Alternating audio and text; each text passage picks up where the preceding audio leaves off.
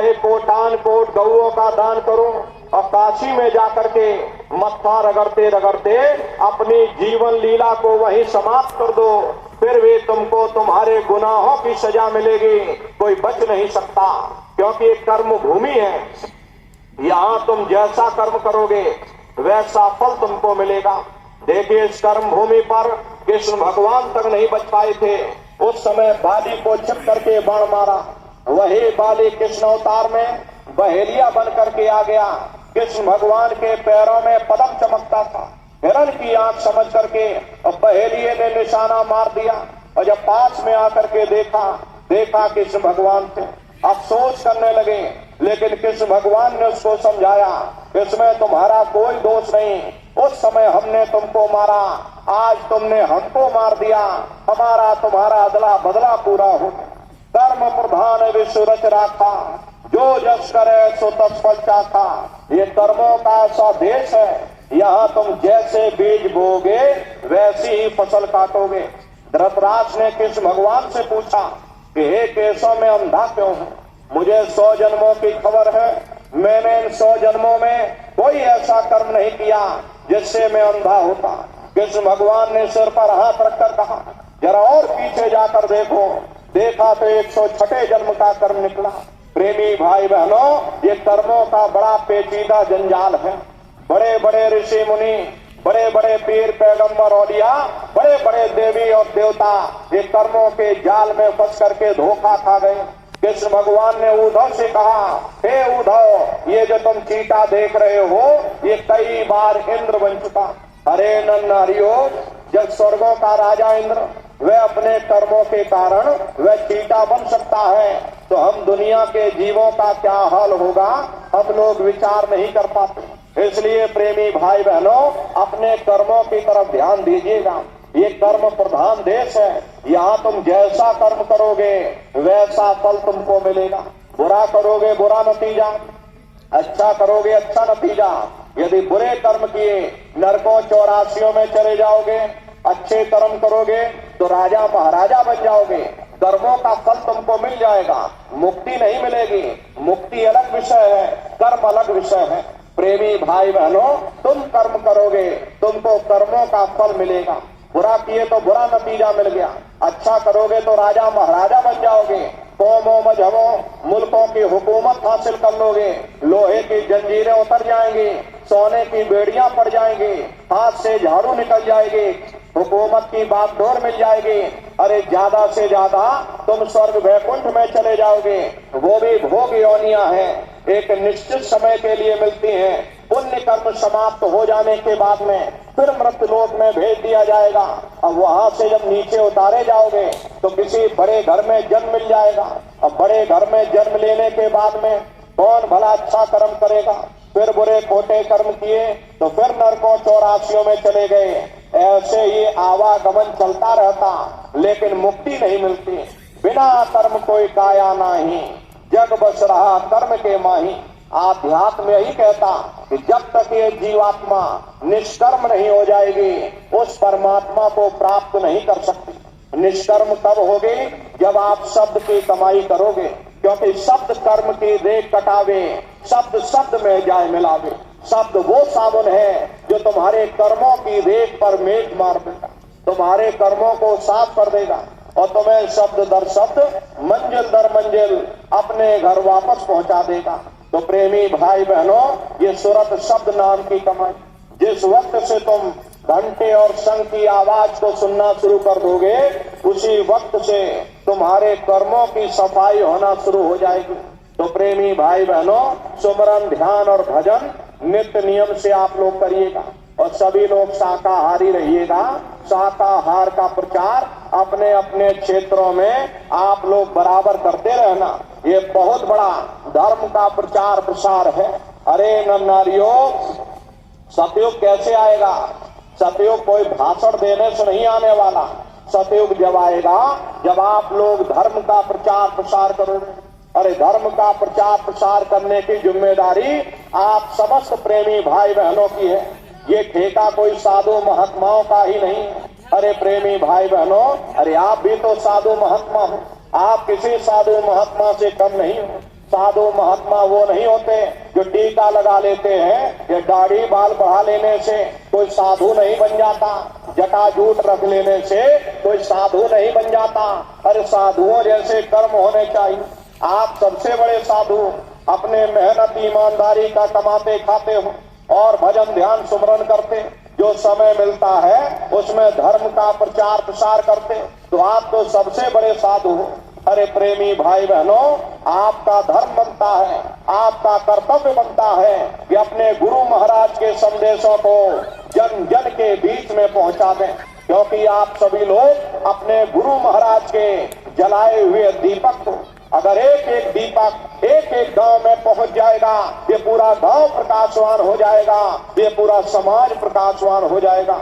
अरे नर नारियों, ऊपर जब जाओगे तो आपसे पूछा जाएगा कि तुमने सारी जिंदगी अपने लिए ही किया है या कुछ तुमने परोपकार का काम भी किया। उस समय तुम कहने योग्य हो जाओगे, नहीं हमने धर्म का प्रचार प्रसार किया, हमने इतने लोगों को शाकाहारी बनाया, इतने लोगों को हम मथुरा दरबार लेकर के गए, वही आपके लेखे जोखे में लिखा जुखा जाएगा। तो धर्म का प्रचार प्रसार करने की जिम्मेदारी आप समस्त प्रेमी भाई बहनों की है, क्योंकि आप सभी लोग जानते हो गुरु महाराज ने आपको बता रखा कि इस रास्ते पर चलोगे आगे गड्ढा है और गड्ढे में चले जाओगे, इसलिए आप जानते हो कि आगे गड्ढा है।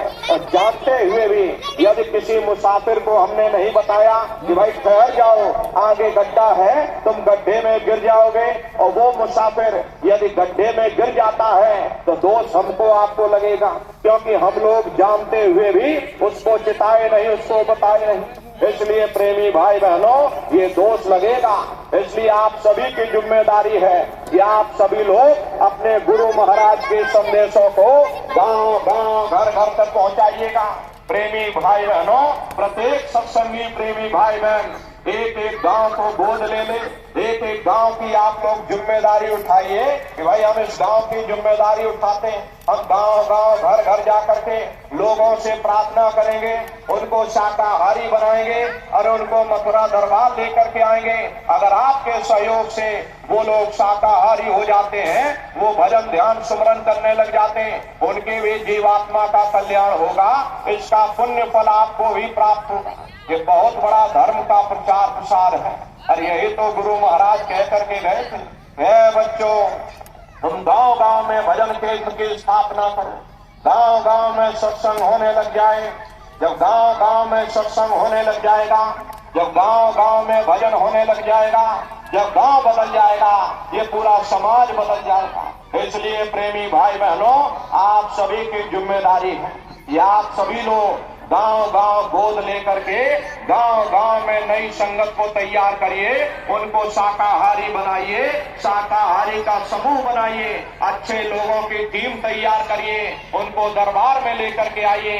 अरे आपके सहयोग से उनकी भी जीवात्मा का कल्याण होगा, एक अच्छे समाज का निर्माण होगा।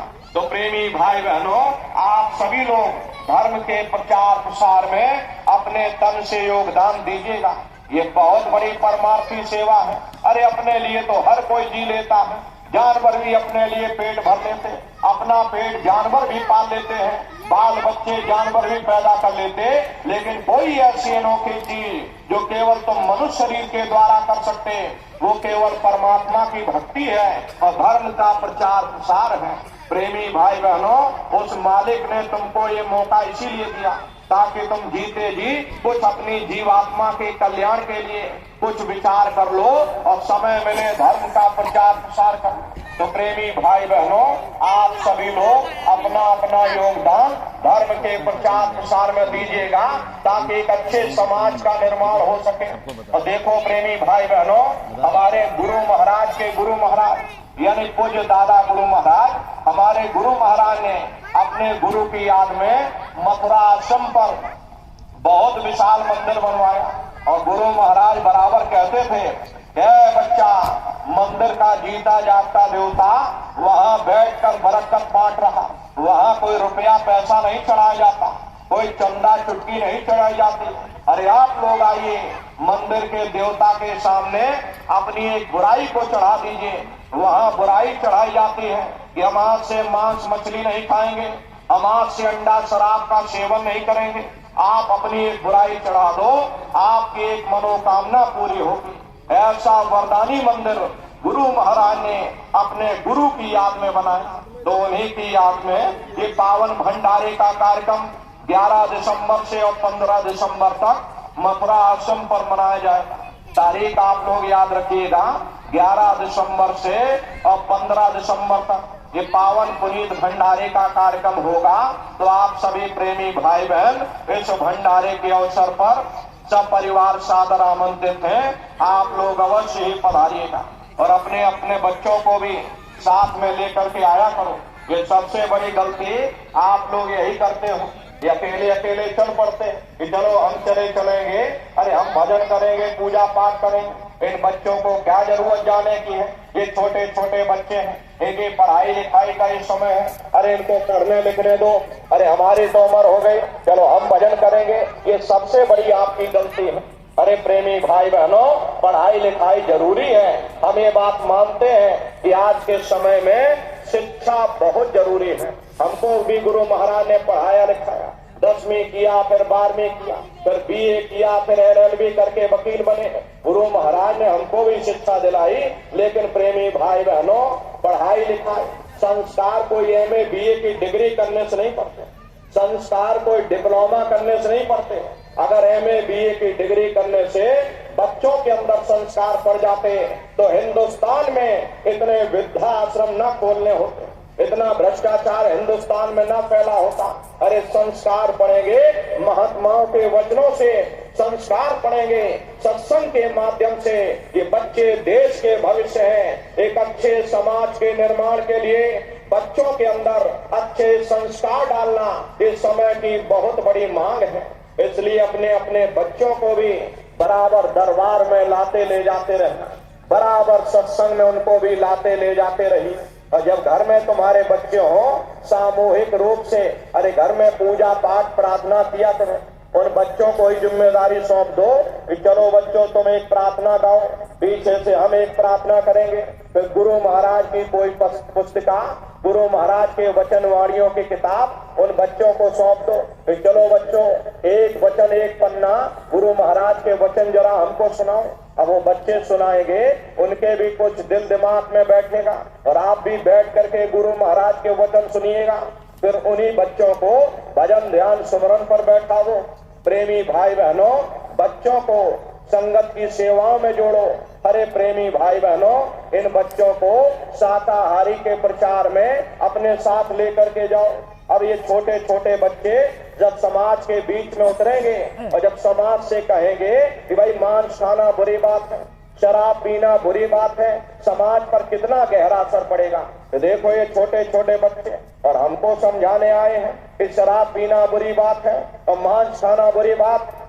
समाज पर तो असर पड़ेगा ही, और बच्चों के ऊपर भी इसका असर पड़ेगा कि भाई हम ये जो बात कह रहे हैं, हमको भी इन चीजों से दूर रहना चाहिए। अरे प्रेमी भाई बहनों, ये बच्चे कच्चे घड़े होते हैं, इनको बचपन से तैयार किया जाता है। प्रेमी भाई बहनों, अपने अपने बच्चों को बचपन से ही तैयार करिए। बहुत से प्रेमी भाई बहन शिकायत करते, हमारे बच्चे हमारी बात नहीं मानते, गलत संगत सोहबत में फंस गए, उनकी गलत आदतें लग गई। प्रेमी भाई बहनों, तो ये गलती आप लोगों की है। क्यों नहीं आपने अपने बच्चों पर ध्यान दिया? क्यों नहीं उनके अंदर अच्छे संस्कार डाले? क्यों नहीं उनको बराबर सत्संग में लाते ले जाते रहे? क्यों नहीं उनको दरबार में बराबर ले जाते रहे? क्यों नहीं उनके ऊपर निगाह रखी कि कहीं हमारे बच्चे किसी गलत संगत और सोहबत में न फंस जाए?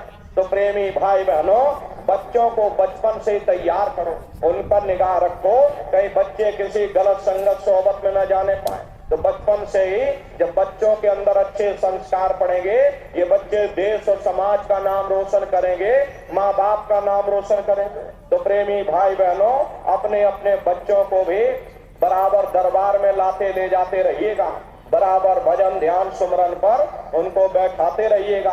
और देखो प्रेमी भाई बहनों, आप लोग भी एक एक गांव को गोद लेकर के गांव गांव में धर्म के प्रचार प्रसार में अपना अपना योगदान दीजिएगा। और भजन ध्यान सुमरन आप लोग बराबर करते रहना। ये अपनी दौलत है और ये दुनिया की दौलत ये तुम्हारी यहीं पड़ी रह जाएगी। सुई की एक नोक तुम्हारे साथ नहीं जाने वाली। इसलिए वो दौलत कमा लो, वो आत्मा का धन कमा लो जो अंत समय में तुम्हारे काम आवे। वरना ये पूंजी निकलती चली जा रही, ये 100 की पूंजी दिन प्रतिदिन कम होती चली जा रही।